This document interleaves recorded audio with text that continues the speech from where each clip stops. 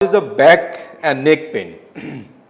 General প্র্যাকটিসে মানে pain ম্যানেজমেন্টটা খুব ভালোভাবে আমাদের শিখতে হবে এবং এক্ষেত্রে আপনাকে অবশ্যই ডায়াগনোসিস করবেন, স্পেসিফিকভাবে ডায়াগনোসিস করার পরে ডায়াগনোসিস অনুযায়ী আপনি ট্রিটমেন্ট করবেন, আপনি রেজাল্টটা বেশি ভালো পাবেন।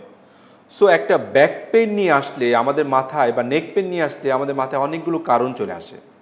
তো আমি যেভাবে অ্যাপ্রোচ করি যে ব্যাক পেইন বা নেক পেইন নিয়ে আসলে প্রথমত এটা ইনফ্লামেটরি পেইন না নন ইনফ্লামেটরি পেইন সেটা আমি আইডেন্টিফাই করব।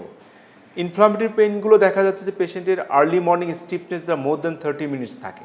সো আমি হিস্ট্রিতে প্রথমেই আমি এক্সক্লুড করার চেষ্টা করব এটা একটা ইনফ্লামেটরি পেইন অর নট। যদি ইনফ্লামেটরি পেইন এরকম হিস্ট্রি না দেয় সেক্ষেত্রে আমি মনে করব এটা হলো একটা মেকানিক্যাল পেইন বা নন inflammatory pain.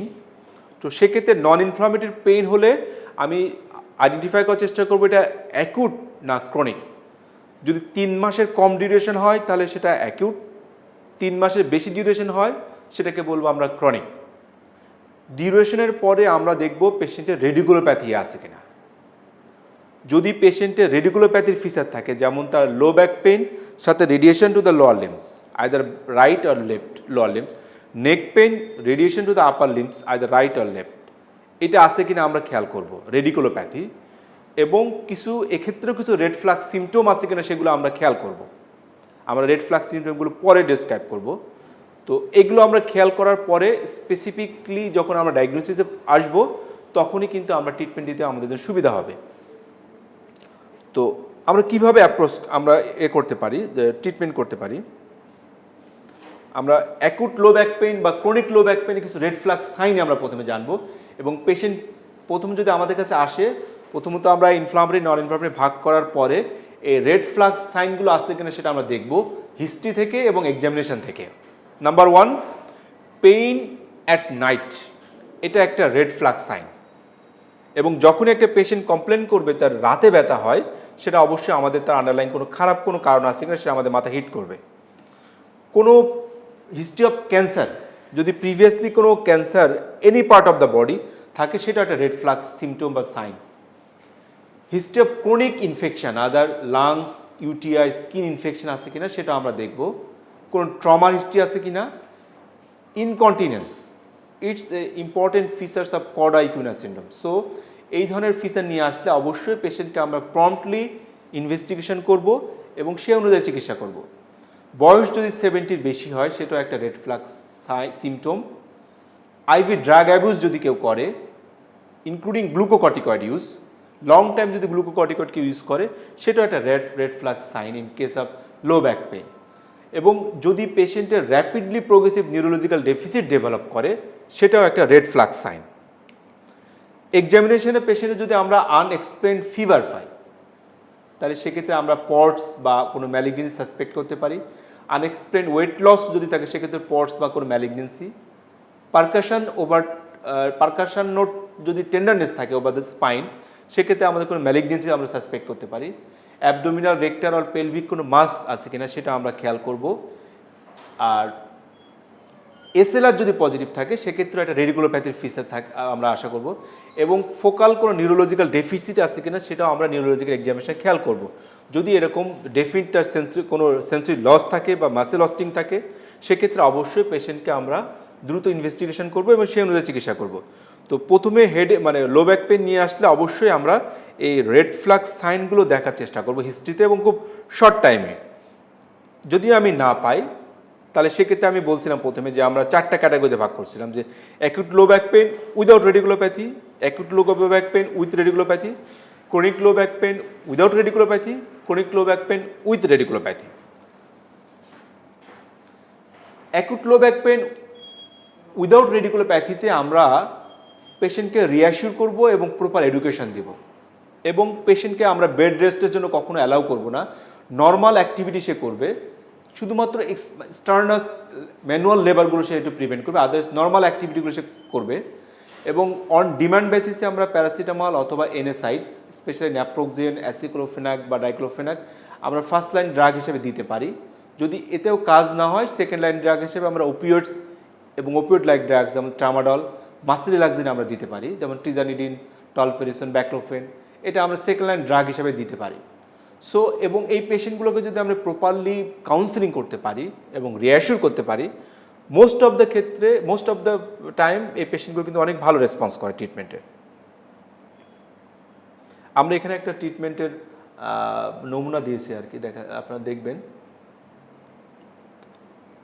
Chronic low back pain with radiculopathy, এটার ম্যানেজমেন্ট মোরাললেস আগের মতোই, কিন্তু এখানে এক্সট্রা আমরা অ্যামিট্রিপটাইলিন অ্যাড করতে পারি। লো ব্যাক পেন, ক্রনিক পেইনে অ্যামিট্রিপটাইলিনের কিছু রোল আছে। সো আমরা এক্ষেত্রে অ্যামিট্রিপটাইলিন অ্যাড করতে পারি আর কি। আর acute low back pain with রেডিকুলোপ্যাথিতে আমরা মাঝে মাঝে কিছু ইন্টারভেনশনাল ট্রিটমেন্টও করতে পারি। যদি পেশেন্টের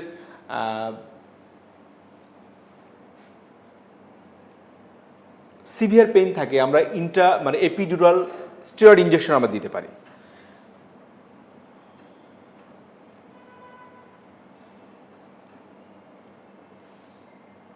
আর low back pain with radiculopathy যদি থাকে, সেক্ষেত্রে আমরা কিছু ক্ষেত্রে আমরা অবশ্যই পেশেন্টকে রেড ফ্ল্যাগ সিমটম বা সাইন দেখার পরে আমরা দেখব পেশেন্ট যদি তার কোনো রেডিকুলোপ্যাথি ফিচারের সাথে কিছু এক্সট্রা কোনো ফিচার থাকে, যেমন progressive motor weakness due to nerve root injury demonstrated on clinical examination আর ইএমজি, তাহলে সেক্ষেত্রে আমাদেরকে পেশেন্টকে আর্জেন্ট সার্জারির জন্য পাঠাবো। এবং any features of cord equinus syndrome অথবা স্পাইনাল কর্ড কম্প্রেশন যদি থাকে, যেমন তার বাউল ব্লাডার ডিস্টারবেন্স যদি থাকে, তার সেন্সরি লস যদি আমরা অবজেক্টিভলি পাই, সেক্ষেত্রে অবশ্যই পেশেন্টকে আমরা সার্জারির জন্য পাঠাবো। এবং ডিজেবলিং রেডিকুলার পেইন, যদি খুব সিভিয়ার পেইন হয়, আমি অ্যাপ্রোপ্রিয়েট ম্যানেজমেন্ট দেওয়ার পরেও পেশেন্ট পেইন না কমে, সেক্ষেত্রে অবশ্যই আমরা পেশেন্টকে সার্জারির জন্য রেফার করতে পারি।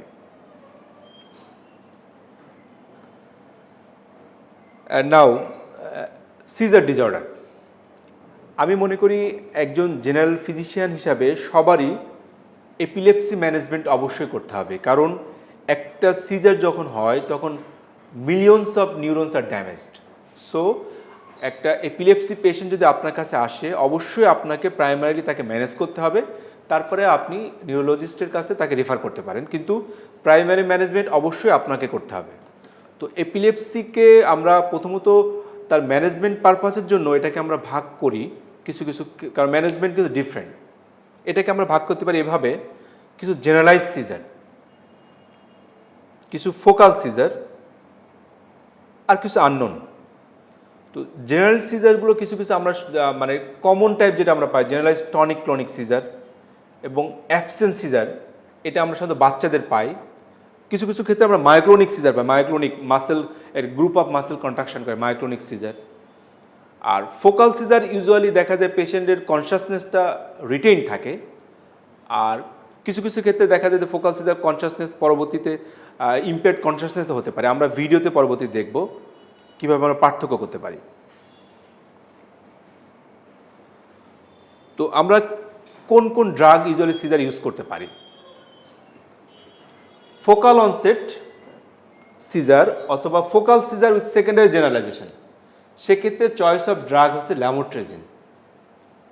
এনি ফোকাল অনসেট সিজার আর focal seizure with secondary GTCS, first line drug হচ্ছে ল্যামোট্রেজিন, সেকেন্ড লাইন ড্রাগ আপনি carbamazepine, levetiracetam, other drugs use করতে পারেন। জিটিসিএস এর চয়েস অফ ড্রাগ আছে অবশ্যই সোডিয়াম ভ্যালপ্রোয়েট এবং লেভিটারিসিটাম। সেকেন্ড লাইন ড্রাগ হিসেবে আপনি ল্যামোট্রিজিন, টপিরামেড বা নিউয়ার যে সমস্ত ড্রাগ আছে জনিসামাইড, এগুলো ইউজ করতে পারেন। অ্যাবসেন্স সিজার হচ্ছে সবচেয়ে ভালো প্রগনোসিসের সিজার, যেখানে চয়েস অফ ড্রাগ ইথোসাক্সিমাইড। যদি ইথোসাক্সিমাইডটা আমাদের দেশে খুব বেশি অ্যাভেলেবল না, আমরা সেকেন্ড লাইন ড্রাগ যেটা আছে সোডিয়াম ভ্যালপ্রোয়েট, এটা ইউজ করতে থাকি এবং এটাতে অনেক ভালো রেসপন্স আমরা পাই। মায়োক্লোনিক সিজার খুব যে আনকমন সিজার তা কিন্তু না, আমরা অনেক মায়োক্লোনিক সিজার পাই এবং এক্ষেত্রে চয়েস অফ ড্রাগ হচ্ছে sodium valproate first line drug. Second line drug হিসেবে লেভিটারিসিটাম বা ক্লোনাজিপাম আমরা ইউজ করতে পারি। সো এই guideline choice of drug depends upon types of seizure. So আপনাকে ক্লিনিক্যালি পেশেন্টকে বুঝতে হবে যে কোন টাইপ অফ সিজার, তারপরে কিন্তু আপনাকে অ্যাপ্রোপ্রিয়েট ড্রাগ দিলে পেশেন্ট রেসপন্সটা বেশি ভালো হবে। এখন অ্যান্টি এপিলেপটিক ড্রাগস দেওয়ার কিছু গাইডলাইন আছে, সেটা কিভাবে? কোনো এপিলেপসি নিয়ে যদি আমাদের কাছে কোনো পেশেন্ট আসে, প্রথমে আমরা তাকে আইডেন্টিফাই করবো এটা ফোকাল সিজার না জেনারেলাইজ সিজার। সেই অনুযায়ী আমরা তাকে ফার্স্টে একটা ফার্স্ট লাইন ড্রাগ দিব এবং ড্রাগটা অবশ্যই লো ডোজ দিব। আস্তে আস্তে আমরা ডোজটা বাড়াতে থাকবো যতক্ষণ না পর্যন্ত সিজার কন্ট্রোল না হয় অথবা সাইড ইফেক্ট ডেভেলপ করে। আমরা সবাই জানি যে হাইপারটেনশন বা ডায়াবেটিস বা অন্যান্য ক্ষেত্রে আমরা ডুয়াল থেরাপি প্রথমে চয়েস করি, কিন্তু এপিলেপসির ক্ষেত্রে আমরা ডুয়াল থেরাপি প্রথমে ইউজ করি না। এখানে আমরা প্রথমত চেষ্টা করব একটা ড্রাগ দিয়ে তার হাইস্ট ডোজ পর্যন্ত, যতক্ষণ পর্যন্ত সাইড ইফেক্ট না হয় বা কন্ট্রোল না হয় আমরা যেতে থাকবো। কাজ না হয় তখন আমরা অন্য ড্রাগ অ্যাড করব, কিন্তু প্রথমতই আমরা মাল্টিপল থেরাপি বা পলিফার্মাসি করবো না ইন কেস অফ এপিলেপসি। তো আমি দেখলাম যে পেশেন্টের একটা ড্রাগ দেওয়ার পরও কাজ হচ্ছে না, সেক্ষেত্রে আমি কি করব, পেশেন্টকে আরেকটা ফার্স্ট লাইন ড্রাগ দিব। First line drug, not second line drug, first line drug দিব এবং সেটারও আমরা ডোজটা বাড়াতে থাকবো। এবং প্রথমে যে আমি ফার্স্ট ড্রাগটা দিছিলাম সেটা আমি বন্ধ রাখতে পারি আস্তে আস্তে, অথবা আমরা ওর সাথে কন্টিনিউ রাখতে পারি। সেকেন্ড ড্রাগ দেওয়ার পরে আমি ডোজটাকে আস্তে আস্তে বাড়ানোর চেষ্টা করব এবং দুইটা ড্রাগে যদি পেশেন্টের ওয়েল কন্ট্রোল হয় যে ডোজে, সেই ডোজটা আমরা কন্টিনিউ রাখতে পারি। যদি পেশেন্টের কন্ট্রোল না হয় তাহলে ফার্স্ট লাইন ড্রাগে যে কোনো একটা আমরা বন্ধ রেখে একটা সেকেন্ড লাইন ড্রাগ আমরা অ্যাড করব। একই রকমভাবে সেকেন্ড লাইন ড্রাগটা ডোজটা আমরা আস্তে আস্তে বাড়াতে থাকবো যতক্ষণ না পর্যন্ত সাইড ইফেক্ট ডেভেলপ করে অথবা পেশেন্ট কন্ট্রোল না হয়। যদি দেখা যায় কন্ট্রোল না হয় অথবা সাইড ইফেক্ট ডেভেলপ করে, সেক্ষেত্রে আমরা সেকেন্ড লাইন ড্রাগটা সুইচ করে অন্য একটা সেকেন্ড লাইন ড্রাগ নিয়ে আসবো। সেটাতেও যদি পেশেন্টের কন্ট্রোল না হয় তাহলে আমরা খেয়াল করবো যে এটা আসলে রিফ্র্যাক্টরি এপিলেপসি কিনা, সেটা আমরা দেখার জন্য অবশ্যই পেশেন্টের প্রপার হিস্ট্রি নিব যে আসলে পেশেন্টের আসলে সিজার হচ্ছে কিনা, তার কমপ্লায়েন্সটা, ড্রাগ কমপ্লায়েন্সটা কেমন সেটা আমরা দেখবো, বা আদার কোনো সেকেন্ডারি কোনো অকাল্ট কোনো কারণ আছে কিনা, সেক্ষেত্রে আমরা ইমেজিংয়ের হেল্প নিতে পারি, সেটা আমরা করব। যদি এমন কোনো কারণ আমরা না পাই তাহলে আমরা শেষে লাস্টে ডিক্লেয়ার করব it's a resistant or refractory epilepsy. এবং সেক্ষেত্রে রিফ্র্যাক্টরি এপিলেপসির জন্য আমরা সার্জিক্যাল কিছু ইন্টারভেনশন করতে পারি, যেটা আমাদের দেশে এখনও পর্যন্ত অ্যাভেলেবল না, বাট বাইরের কান্ট্রিতে কিন্তু রিফ্র্যাক্টরি বা রেজিস্ট্যান্ট এপিলেপসির জন্য অনেকগুলো সার্জারি অ্যাভেলেবল আছে। কখন আমরা একটা ড্রাগ উইথড্র করব? একটা পেশেন্টের যদি complete medical control of seizure যদি 1 থেকে 5 বছর, অ্যাটলিস্ট 1 থেকে, আমরা এখন 5 বছর করি আর কি, অ্যাটলিস্ট যদি ড্রাগের সাথে ড্রাগ নিয়ে 5 বছর সে ভালো থাকে, তাহলে আমরা বুঝবো যে পেশেন্টটাকে এখন ড্রাগ থেকে উইথড্র করা সম্ভব। এবং সেই সময় আমরা পেশেন্টকে একটা ইজি করতে পারি, যদি ইজিটা নর্মাল আসে, কোনো চেঞ্জ না থাকে, সেক্ষেত্রে আমরা তাদেরকে উইথড্র করতে পারি। এবং at least 2 years after last attack, এর আগে আমরা কখনো পেশেন্টকে ড্রাগটা উইথড্র করার চেষ্টা করব না। এবং যখনই আমরা উইথড্র করবো একটা ড্রাগ, এপিলেপসি ড্রাগগুলো, সেক্ষেত্রে অ্যাটলিস্ট আমরা 6 মাস টাইম নিব। 6 মাস ধরে আমরা আস্তে আস্তে ড্রাগটাকে উইথড্র করব, এরপরে আমরা পেশেন্টকে ড্রাগ ফ্রি রাখার চেষ্টা করব। যদি পেশেন্ট অনেক সময় মনে করে যে না, আমার চান্স আছে আবার সিজার হওয়ার, আমি ড্রাগটা কন্টিনিউ করতে চাই, সেক্ষেত্রে কিন্তু আমরা পেশেন্টকে অনুমতি দিতে পারি এই ড্রাগটা কন্টিনিউ করার জন্য। জেনারেলাইজড সিজার, আমরা একটা ভিডিও দেখতে পারি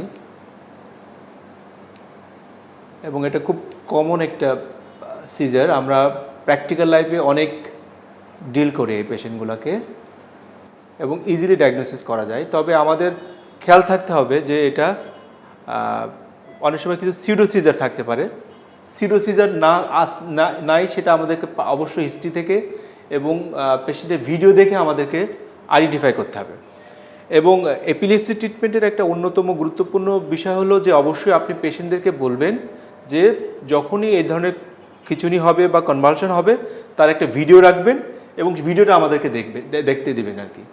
তো এক্ষেত্রে দেখা যায় কিছু সিউডোসিজার ক্ষেত্রে দেখা যায় যে পেশেন্টের কিছু স্পেশাল চেঞ্জ থাকে, যেটা আবার ট্রু সিজারে কিছু চেঞ্জ থাকে যেটা সিউডোসিজারে থাকে না। যেমন পেশেন্টের টাং বাইটিং, তার বাউল অ্যান্ড ব্লাডার ইনকন্টিনিউয়াস থাকতে পারে in case of true seizure, but সিউডোসিজারে ইউজুয়ালি টাং বাইটিং বা বাউল ব্লাডার ইনকন্টিনিউয়াস ইউজুয়ালি থাকে না। আর সিউডোসিজারের ডিউরেশনটা সাধারণত অনেক বেশি থাকে এবং পেলভিক থ্রাস্টিং থাকে, বাট ট্রু সিজারে কিন্তু ডিউরেশনটা অত বেশি থাকে না যদি স্ট্যাটাস না হয়, এবং পেলভিক থ্রাস্টিংও থাকে না। তো জেনারেলাইজ সিজারের চয়েস অফ ট্রিটমেন্ট হচ্ছে ভ্যালপ্রোইক অ্যাসিড। এটা ভ্যালেক্স নামে পাওয়া যায় বা অনেক অন্যান্য কোম্পানির নামে পাওয়া যায়। ভ্যালেক্স সিয়া 200 মিলিগ্রাম 12 আওয়ারে আমরা স্টার্ট করব এবং গ্র্যাজুয়ালি আমরা ডোজটাকে ইনক্রিজ করব যতক্ষণ না পর্যন্ত কনভালশন কন্ট্রোল না হয়। ফোকাল সিজার, এটাও খুব কমন টাইপ সিজার এবং দেখা যায় যে আমরা অনেক সময় এই সিজারগুলো মিস করি। ফোকাল সিজার বিভিন্ন রকমের হতে পারে, কিছু আছে মোটর টাইপ সিজার হতে পারে, কিছু সেন্সরি টাইপ সিজার হতে পারে।